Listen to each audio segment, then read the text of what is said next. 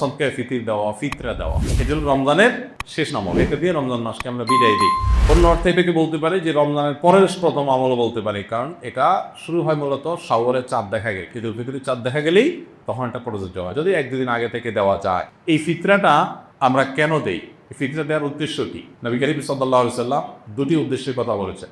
এক, তিনি বলেছেন যাকাতুল ফিতরি তুহরাতান লিসাইমি মিনাল লাগবি ওয়ার রাফাস ওয়া তু'মাতাল লিল মাসাকিন। প্রথম কারণ হলো তিনি বলেছেন যে এটা হলো রোজাদার ব্যক্তি সারা মাস জুড়ে যে সিয়াম সাধনা করেছে, ইবাদত বন্দেগী করেছে, যে মেহনত মুজাহাদা করেছে, এই সারা মাস জুড়ে ইবাদত বন্দেগী করার ফলে তার মধ্যে অনেক অর্জন যেমন হয়েছে, এমন অনেক ত্রুটিও ছিল। রোজাটা রাখতে গিয়ে সে কখনো অনর্থক কথা বলে ফেলেছে, রোজা রেখে অনর্থক বেগুদার কথা বললে রোজা প্রাণ আপনার ক্ষতিগ্রস্ত হয়, রোজা নষ্ট হয়, রোজার রূপ থাকে না, রোজার মান কমে যায়, কোয়ালিটিতে ঘাটতি হয়। তো এই যে রোজা রেখে আমরা কিছু উল্টাপাল্টা কথা, উল্টাপাল্টা কাজ করেছি যেগুলো রোজার সাথে যায় না, সেগুলোর কারণে রোজাটা তো ত্রুটিপূর্ণ হয়ে গেল।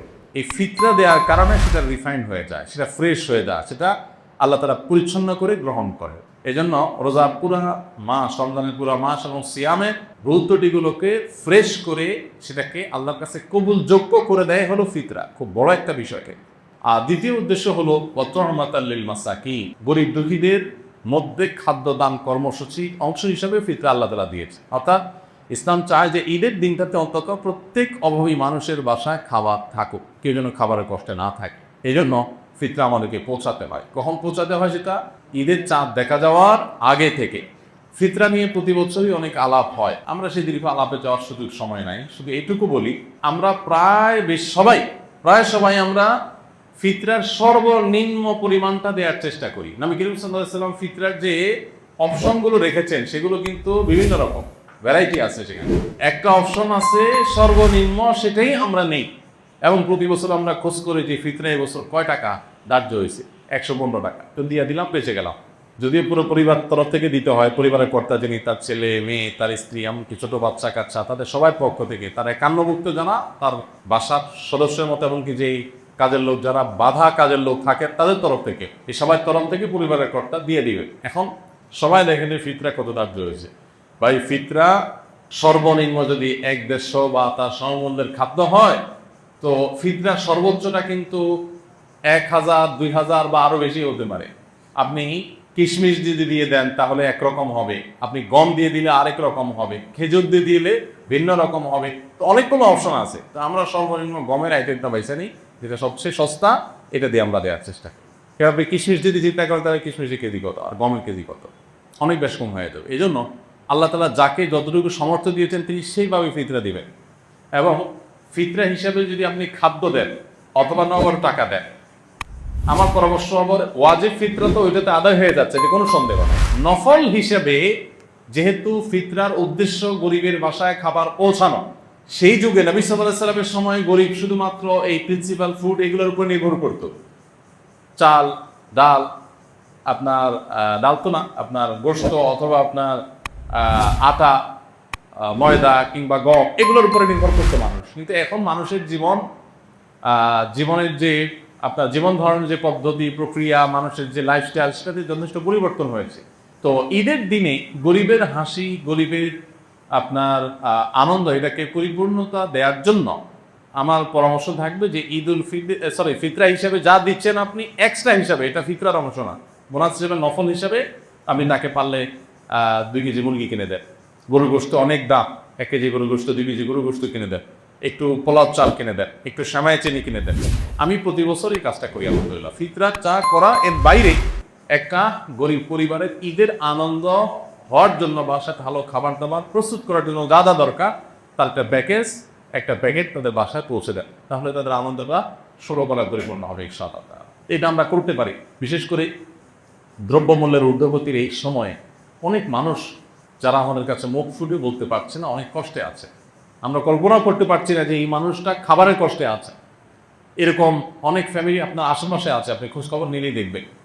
রমজানের শেষের দিকে এসে দামের পরিমাণটাও বাড়ানো দরকার। তারই অংশ হিসেবে আমরা ফিতরাটার পাশাপাশি আরও বিভিন্ন খাদ্য আইটেমগুলো গরিবের বাসা, বিশেষ করে ছোটো বাচ্চা কাচ্চা থাকে, তার জন্য ঈদের একটু কাপড় চোপড় পাঠায় দেয়। তাদের আনন্দটা যে কত বেশি হবে সেটা হয়তো আপনি লাখ টাকা দান করে কোনো সময় সেটা অর্জন হবে না। সবসময় নগদ টাকা দান করলে সব বেশি হয় তা কিন্তু না।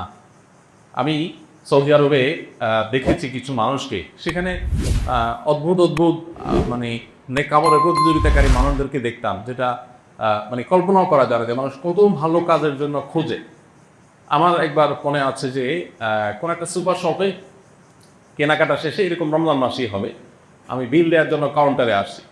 তো এক সৌদি নাগরিক আমার লেবাস পোশাক দেখে বুঝছে যে বাংলাদেশি। তো বাংলাদেশি মানে মনে করে তারা গরিব মানুষ, আর আসলেও আমি গরিব। তো আমার পিঠে এরকম আস্তে করে আলতো করে হাতটা রাখছে খুব সুন্দর করে, মানে যেটাতে আমি মানে রাখার তো একটা ধরন আছে, আস্তে করে পিঠের উপরে হাতটা রাখছে, মানে খুব কোমলতার সাথে, স্নেহের সাথে। স্নেহের পরের সাথে হাতটা রাখলাম, আমি ফিরে তাকালাম, দেখি যে একজন সৌদি নাগরিক, আমি চিনতে পারি। তো সে বলতেছে যে যদি তুমি মনে কিছু না করো, তোমার বিলটা আমি দিতে চাই। আমি দুনিয়ার বাজার করছি, হয়তো ঈদের জন্য বাজার করছি, তো কয়েকশো রিয়াল হয়েছে। উনি বলেন যে যদি কিছু মনে না করে আমি দিতে চাই, হাদিয়া গিফট, জাস্ট গিফট। কি বলা যায়, গিফট দিতে নিষেধ করার কিছু নেই, বললাম ঠিক আছে, তখন উনি দিলেন। আমার কাছে আইডিয়াটা খুব ভালো মনে হলো। আপনি বাজারে চলে যান, বাজারে যে দেখবেন বহু মানুষ মাছ বাজারে কাচুমুচু করছে, ছটপট করতেছে, একবারে মাসালা খাচ্ছে, আবারও মাসালা যায়, তার মানে বাজেটের সাথে তার চাহিদার বা প্রয়োজনের মিলাতে পারছে না বেচারা। এই লোকটাকে ওরকম পেছন থেকে আলতো করে হাত বুলিয়ে তাকে একটু বলেন, ভাই আমি আপনার এই মাছের বিলটা দিতে চাই, যদি আপনার মন হচ্ছে না।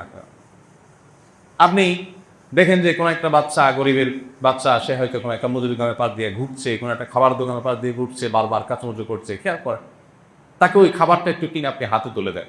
অনেক সময় লক্ষ লক্ষ টাকা নগদ দেওয়ার চাইতে ওই সামান্য কিছু টাকার ওজন অনেক বেশি হয়। তো এই বছর বিশেষ করে ঈদকে সামনে রেখে আমাদের এই আমলটা হতে পারে, কারণ ঈদের এই সময়টাতে অনেক মানুষ কষ্টে আছে, অনেক মধ্যবিত্ত আছে যাদের লেবাস পোশাক চলাফেরা দেখে বোঝার কোনো উপায় নেই যে তারা খাবারের কষ্টে আছে রীতিমতো বাচ্চা কাচ্চায়। আমি রমজানের শুরুর দিকে আহ্বান করেছিলাম যে একটা মাছ কিনে দেয়, একটু ট্রাই করতে পারে বাচ্চাদেরকে সাথে নিয়ে, একটু মুরগি কিনে দেয়, একটু গরু গোশত কিনে দেয়। এমন আছে যে গত রমজানে গরু গোশত কোরবানিতে গরু গোশত খেয়েছে, এই পর্যন্ত তার গরু গোশত কিনে খেতে পারে নাই। তাকে আপনি 2 কেজি গরু গোশত দিলে তার বাসায় আনন্দটা কোন পর্যায়ে চলে যাবে। দেখুন, ডক্টর আব্দুল্লাহ জাহাঙ্গীর রহমতুল্লাহ একটা কথা বলতেন যে আপনি 2 কেজি গরু গোশত কিনছেন নিজে খাওয়ার জন্য, অনেকদিন পরে কিনছে, বাচ্চা কাচ্চা নিয়ে খাবেন, খুব আনন্দ করেন, সন্দেহ নেই এটা আপনাকে অনেক বেশি আনন্দ দিবে। কিন্তু এর মধ্যেই যদি আপনি দেখেন যে কোনো মানুষ খাবারই পাচ্ছে না, অনেকদিন পর্যন্ত না খেয়ে আসে, কষ্ট করছে, এই জিনিসটা তাকে আপনি দিয়ে দেন, বাহ্যিকভাবে মনে হবে কষ্ট হয়েছে, মূলত সেখানে যে আনন্দটা হবে ওইটা আপনি খেয়ে যে আনন্দ পাবেন তার থেকে অনেক বেশি হবে। তো রমজানের শেষের দিনগুলোতে ঈদকে কেন্দ্র করে আমাদের এই সাদাকা দান, আমাদের আশেপাশে কারা কষ্টে আছে তাদের একটু খুঁজে বের করে তাদের মুখে হাসি ফোটাবার যে মেহনত, সেটা বেশি হওয়া দরকার। আল্লাহ আমাদেরকে তৌফিক দান করুন।